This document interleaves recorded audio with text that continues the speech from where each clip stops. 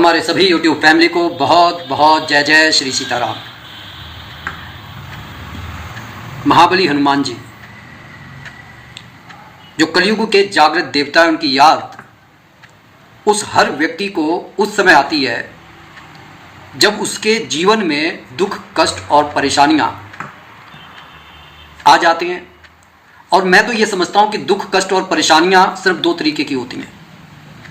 एक होती है आपकी मानसिक और एक होती है आर्थिक। क्योंकि शारीरिक परेशानियां कि रोग है, कोई बीमारी आ गई, तो आदमी का ये मानना है कि अगर आपके पास में पैसा है तो वो ठीक कर लेगा। लेकिन ये जो मानसिक और आर्थिक परेशानियां हैं, ये आदमी को बिल्कुल निचोड़ देती हैं। किसी का चलते चलते काम रुक जाता है, किसी के जीवन में इतनी बुरी परिस्थिति आती है कि वो अपने नाते, रिश्तेदारों, मित्रों, बंधुओं के साथ हमेशा खड़ा रहा, लेकिन जब उसे आवश्यकता पड़ी तब किसी ने उसका साथ नहीं दिया। और फिर ऐसे में व्यक्ति इतना डिसअपॉइंट होता है, इतना परेशान होता है कि उसे ये लगता है कि यार ये दुनिया तो रहने के लायक ही नहीं है। लेकिन इसके अंदर एक पॉजिटिव सूत्र भी मिल जाता है कि पुराने जमाने में बुजुर्ग कहा करते थे कि नेकी कर और कुएं में डाल। और बुरे समय में ही कौन मित्र है, कौन शत्रु है, इसकी पहचान होती है। कई बार ऐसा महसूस होता है कि जो कड़वी बात हमारे मुंह पर कहते वो हमारा शत्रु है, और जो मीठी मीठी बातें कहता रहता है उसे हम अपना मित्र मान लेते हैं। लेकिन अगर आप गौर से देखें, किसी रोग को ठीक करने के लिए जो दवा पी जाती है वो कड़वी होती है, लेकिन उससे बड़े से बड़ा रोग ठीक हो जाता है। और जब ज़्यादा मीठा खा लेते हैं तो ऐसे व्यक्ति को मधुमेह हो जाती है, डायबिटीज़ हो जाती है। कभी आपने नमक पर कीड़े लगते नहीं देखे होंगे, लेकिन जो मिठाई होती है उस पर चींटियाँ लग रही हैं, उससे बने हुए पकवानों पर जो है कीड़े लग जाते हैं। तो कहने का सीधा सा अर्थ है कि समय चाहे कैसा भी हो, हमारे को उस परम शक्तिमान भगवान को कभी भूलना नहीं है। क्योंकि अगर हम सिर्फ दुख में उसका स्मरण कर रहे हैं तो इसका सीधा सा मतलब है कि हम स्वार्थी हैं। और कोई व्यक्ति अपने आप को स्वार्थी कहलवाना नहीं चाहता। तो जब कहलवाना नहीं चाहते तो अपने जीवन में से कुछ समय, मैं नहीं कह रहा कि 24 घंटे आप भगवान की पूजा कीजिए 24/7 आवर, लेकिन अपने ट्रेडिशन को, अपने कस्टम को आपको निभाना होगा। आने वाले दिनों में अब जब होली का दहन होगी, होली में धुलैंडी मनाई जाएगी, रंगों की होली मनाई जाएगी। आपने देखा होगा कि आज की यंग जनरेशन जो धुलैंडी है, जो कलर की होली है, उसे तो खूब मनाएगी, अपने रंग खूब पुतवाएगी और खूब पोतेगी। लेकिन जब वहीं पर बात आएगी होलिका दहन पर परिक्रमा करने की, हाथ जोड़ने की, घर के अंदर अंगारी लेकर आने की, तो ऐसे समय में हमारी यंग जनरेशन हाथ खड़े कर लेती है। उसे ये सब अच्छा नहीं लगता। वो कहती है यार ये सब मतलब ऑकवर्ड चीज़ें हैं और ये सब बैकवर्ड लोगों के निशानियां हैं। लेकिन इसके पीछे जो अध्यात्म छिपा हुआ है, इसके पीछे जो एक फिलॉसफी काम कर रही है। फिलॉसफी क्या काम कर रही है कि इस दिन नकारात्मकता को खत्म किया जा रहा है, जलाया जा रहा है। और जो भी लोग उस अग्नि के पास खड़े होकर परिक्रमा करते हैं वो उसकी सकारात्मकता को एब्जॉर्ब कर रहे होते हैं। जिस तरीके से एक चुंबक में जब आप एक सही मात्रा में जब करंट दिया जाता है तो वो जो एक साधारण सा जो लोहा होता है वो चुंबक में तब्दील हो जाता है। बिल्कुल उसी तरीके से जब हम एक पॉजिटिविटी को ग्रहण करते हैं तो हमारे अंदर भी एक इतनी आकर्षण शक्ति पैदा हो जाती है, एक तरीके का कवच बन जाता है कि हम सिर्फ सकारात्मक विचारों को खींचेंगे और जितनी भी नकारात्मकता का होगी उसको हम प्रतिकर्षण कर देंगे, उसको हम जो है धक्का मार देंगे। तो ये एक बहुत बड़ा फिलॉसफी है होलिका दहन की। होलिका दहन के समय सभी को परिक्रमा करनी चाहिए। और जिन लोगों के घरों में जैसा जिन्हें डाउट है कि भाई नजर दोष लगा हुआ है या भूत प्रेत की कैसी भी बाधा है, नकारात्मक ऊर्जा, नेगेटिव एनर्जी, जो भी कुछ ऐसा लगता है कि भाई घर से बाहर रहते हैं अच्छा लगता है, घर के अंदर रहते हैं बुरा लगता है, कलेश का वातावरण होता है, ऐसे समय में आपको ये करना है कि जिस दिन होलिका दहन हो उस दिन आप अंगारी घर पर लेकर आइए और उस अंगारी में थोड़ा सा कपूर और लौंग डाल दीजिए और पूरे घर में घुमा दीजिए। आपकी नकारात्मकता खत्म हो जाएगी। अगर आप ऐसा नहीं कर पा रहे हैं तो अगले दिन जो भस्म होती है होलिका दहन की, आप उसको लेकर घर पर आ जाइए और उसे पूरे घर में छिड़क दीजिए। कई लोग सोचेंगे कि भाई ये तो नकारात्मकता को जलाने के लिए गए थे, लेकिन हमारे को ये सोचना चाहिए कि उस नकारात्मकता को जलाते समय बहुत सारी चीज़ें उसमें डाली गई। उसमें गोला डाला गया, उसमें लौंग डाली गई। सब लोगों ने उसमें इतनी ज़्यादा जो नकारात्मकता को जला दिया है कि अब वह नकारात्मकता को जलाने का मतलब क्या है कि वो पॉजिटिव चार्ज हो गई है। और उस पॉजिटिविटी को अगर आप घर में लेकर आएंगे तो आपका नुकसान नहीं होगा, ऐसा साधु संत बताते हैं। अब आपको करना क्या है कि जिस भी व्यक्ति को समाज में मान सम्मान प्रतिष्ठा चाहिए, क्योंकि देखिए मान सम्मान का एक अपना एक वैल्यू होती है कि आप किसी के पास में गए, किसी ने आदर के दो शब्द कहे, आपको बैठने के लिए सीट ऑफर की, आपको पानी ऑफर किया, तो इससे बड़ा मान सम्मान और क्या चाहिए कि लोग आप गए, राम नाम नमस्ते की, आपसे नजरें नहीं फेरी। इसी को मान सम्मान माना जाता है, मानना चाहिए।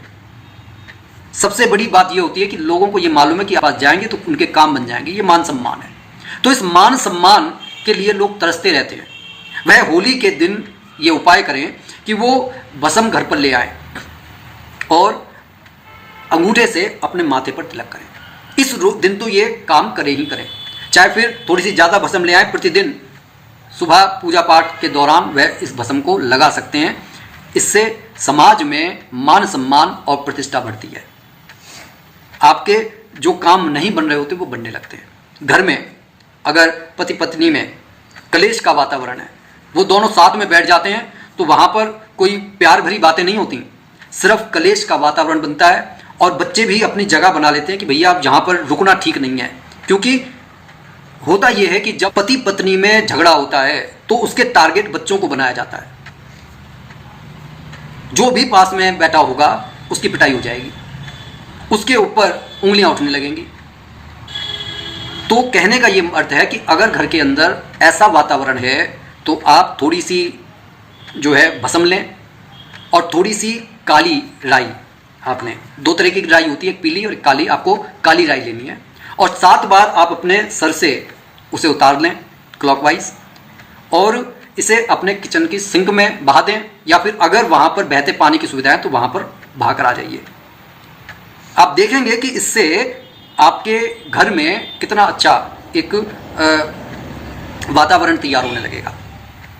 जो व्यक्ति नौकरी की तलाश में है, नौकरी में स्टेबिलिटी नहीं है, उन लोगों को ये चाहिए कि होलिका दहन के अवसर से जो है एक ये भगवान हनुमान के मंदिर में जाकर एक बीड़ा चढ़ा दें।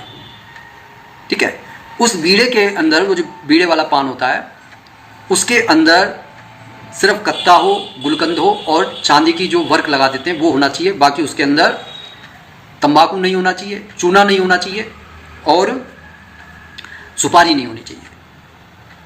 आपको ऐसा 11 मंगलवार को करना है। अब कई बार प्रश्न उठेगा कि कई बार होलिका दहन जो है भैया किसी और दिन पड़ती है तो हम किस दिन करें?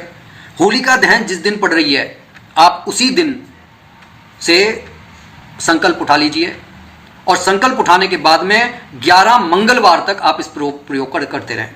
कहने का ये अर्थ है कि अगर बुधवार का दिन पड़ रहा है तब भी आप इस उपाय को कीजिए महाबली हनुमान जी के नाम को लेकर। और अगले आने वाले हफ्ते में मंगलवार को मान लीजिए कि इस हफ्ते का जो मंगलवार था वो आप बुधवार में इंक्लूड कर लीजिए। बाकी हर मंगलवार को ये उपाय आप करते चलिए, आपको बहुत लाभ मिलेगा। अब एक पॉजिटिविटी गेन करने का एक और उपाय है, वो आपको ये करना है कि जिस दिन धुलैडी होती है उस दिन बहुत ज़्यादा लोग रंगों में मिलाकर ही टोने टोटके करने लगते हैं। तो सबसे पहले तो ये सावधानी बरतनी है कि किसी भी चौराहे वगैरह से आप गुजर रहे हैं तो सावधानी से गुजरें, क्योंकि इन दिनों तंत्र मंत्र बहुत किया जाता है।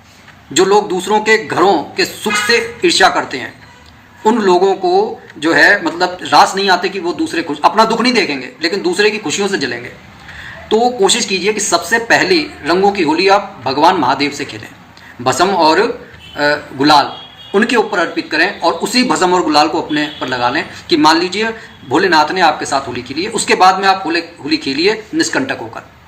दूसरा, इस दिन जब धुलैदी खेलने के बाद में, जो कलर की होली खेलने के बाद में जब आप स्नान करते हैं, तब आपको अपने नहाने के पानी में एक चुटकी भस्म डाल लें, वही होलिका दहन वाली, और एक ढक्कन आप उसके अंदर गुलाब जल डाल लें।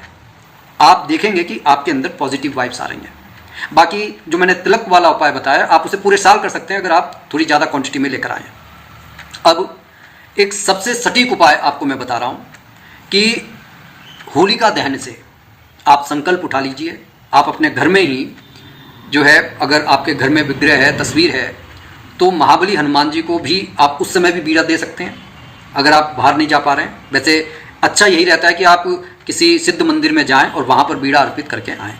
अगर बीड़ा घर में अर्पित किया तो किसी और को खाने को ना दें, मतलब अपने घर के सदस्यों को खाने को ना दें, ना खुद खाएं, किसी और को आप दे सकते हैं, ठीक है। दूसरा, इस दिन से आप अपने मन में यह संकल्प कीजिए कि मेरे को अपने अंदर ट्रांसफॉर्मेशन चाहिए। और वो ट्रांसफॉर्मेशन कैसे आएगा? वो ट्रांसफॉर्मेशन आएगा प्रभु श्री राम और हनुमान जी के संयोग से। मैं नहीं कह रहा कि आप सुंदरकांड पढ़िए, मैं नहीं कह रहा आप हनुमान चालीसा पढ़िए, लेकिन इस दिन से कम 41 दिन का आप संकल्प लीजिए। सुबह ब्रह्म मुहूर्त में उठकर आपको कम से कम 10 मिनट बैठकर, साफ सुथरे आप बैठ जाइए, और अगर हो सके तो लाल कपड़े पहन लीजिए। जोत नहीं जला पा रहे मत जलाइए, धूप बत्ती नहीं जला पा रहे मत जलाइए, लेकिन शांति से बैठ जाइए।